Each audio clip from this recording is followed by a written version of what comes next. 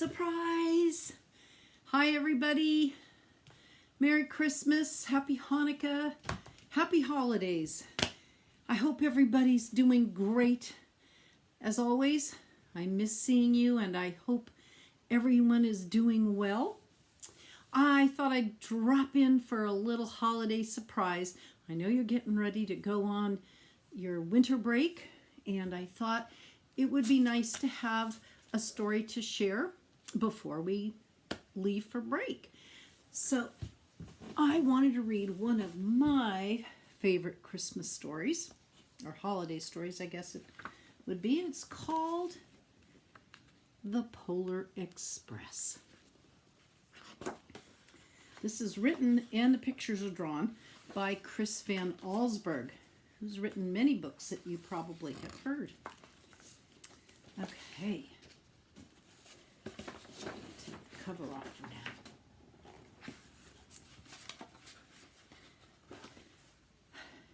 On Christmas Eve, many years ago, I lay quietly in my bed. I did not rustle the sheets. I breathed slowly and silently. I was listening for a sound. A sound a friend had told me that I'd never hear. The ringing bells of Santa's sleigh.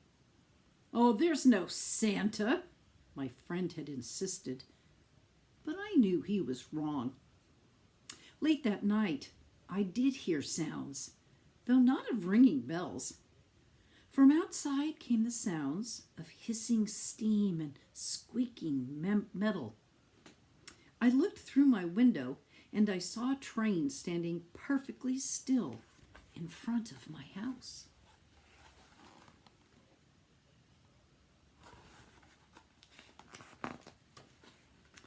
It was wrapped in an apron of steam. Snowflakes fell lightly around it. A conductor stood at the open door of one of the cars. He took a large pocket watch from his vest and he looked up at my window. I put on my slippers and robe and I tiptoed downstairs and out the door. "All aboard!" the conductor cried out, and I ran up to him. "Well, are you coming?" "Where?" I asked. "Why, to the North Pole, of course," was his answer. "This is the Polar Express." I took his outstretched hand and he pulled me on board.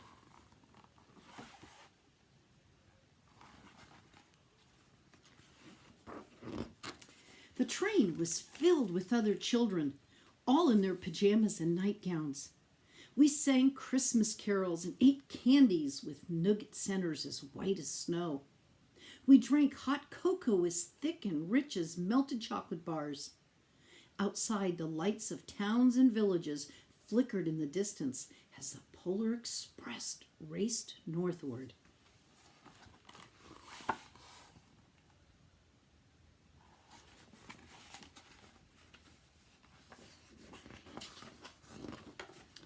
Soon, there were no more lights to be seen.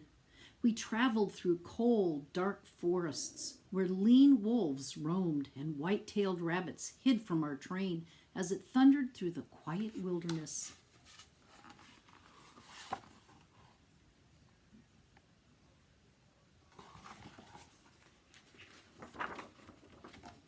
We climbed mountains so high it seemed as if we would scrape the moon. But the Polar Express never slowed down. Faster and faster we ran along, rolling over peaks and through valleys like a car on a roller coaster. You can see all the mountains. Here's the train. Here's the Polar Express right up here.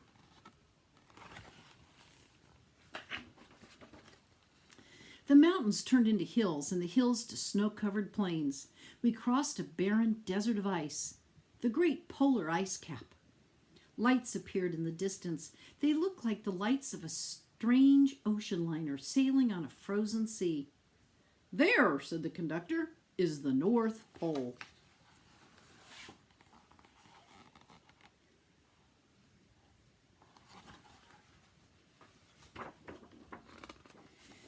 The North Pole. It was a huge huge city standing alone at the top of the world, filled with factories where every Christmas toy was made. At first, we saw no elves. "They're gathering in the center of the city," the conductor told us. "That's where Santa will give the first gift of Christmas." "Who receives the first gift?" we all asked. The conductor answered, "He will choose one of you."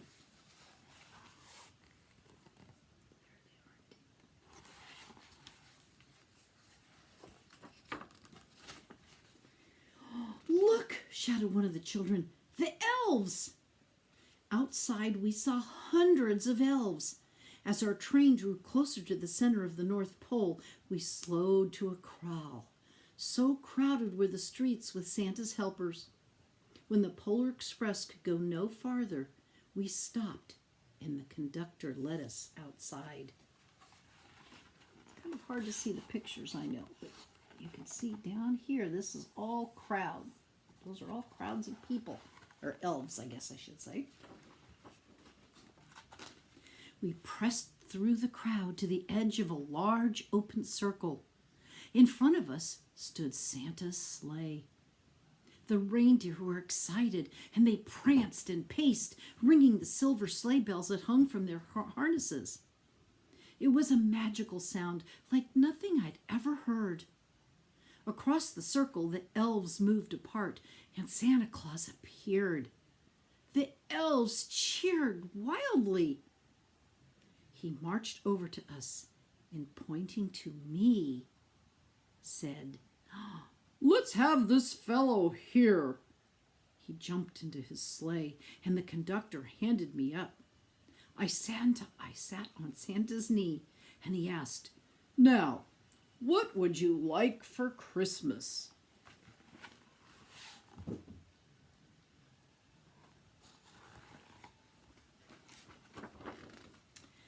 I knew that I could have any gift that I could imagine.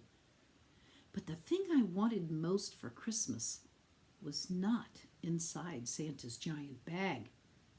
What I wanted more than anything else was one silver bell from Santa's sleigh. When I asked, Santa smiled, and then he gave me a hug and told an elf to cut a bell from a reindeer's harness. The elf tossed it up to Santa, and he stood holding the bell high above him and called out, "The first gift of Christmas."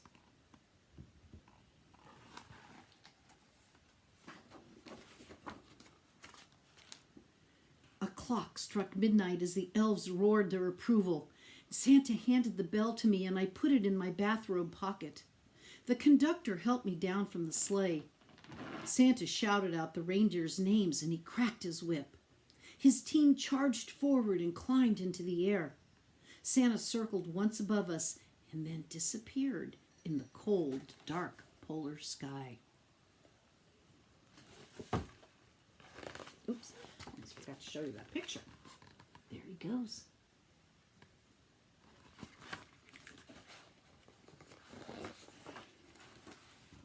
As soon as we were back inside the Polar Express, the other children asked to see my bell. I reached into my pocket, but the only thing that I felt was a hole.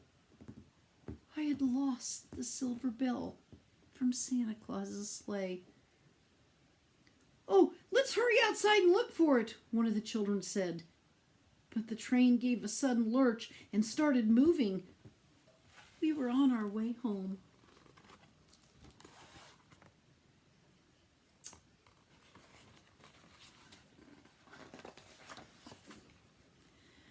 It broke my heart to lose the bell. When the train reached my house, I sadly left the other children. I stood in my doorway and waved goodbye. The conductor said something from the moving train, but I couldn't hear him. "What? What?" I yelled out. He cupped his hands around his mouth.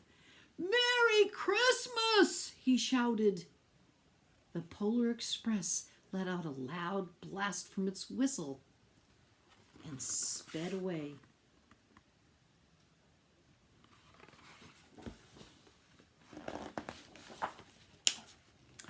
On Christmas morning, my little sister Sarah and I opened our presents. When it looked as if everything had been unwrapped, Sarah found one last small box behind the tree. It had my name on it, and inside was the silver bell. There was a note. Found this on the seat of my sleigh.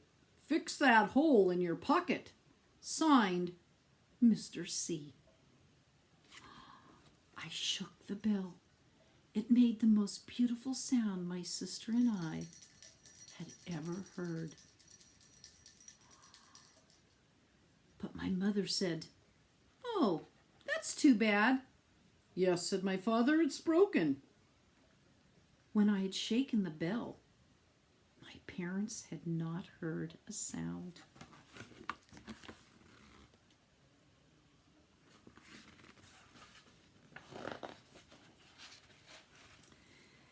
At one time, most of my friends could hear the bell, but as years passed, it fell silent for all of them.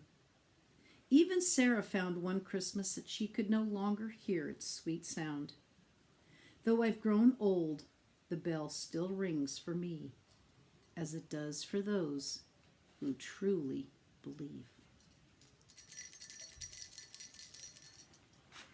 May you always hear Santa's bell, boys and girls. I hope you have a wonderful Christmas. I have to show you. Somebody just jumped up to say hi.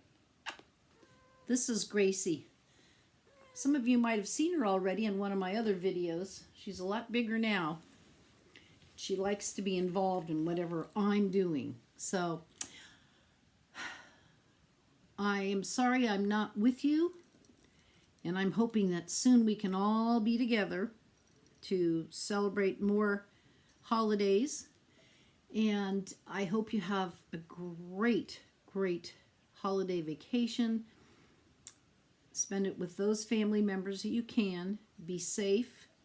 And soon I hope we can all be together. So, Merry Christmas, Happy Hanukkah, Happy Holidays. I hope you're all doing well and know that I haven't forgotten you and I miss each and every one of you. Bye, boys and girls.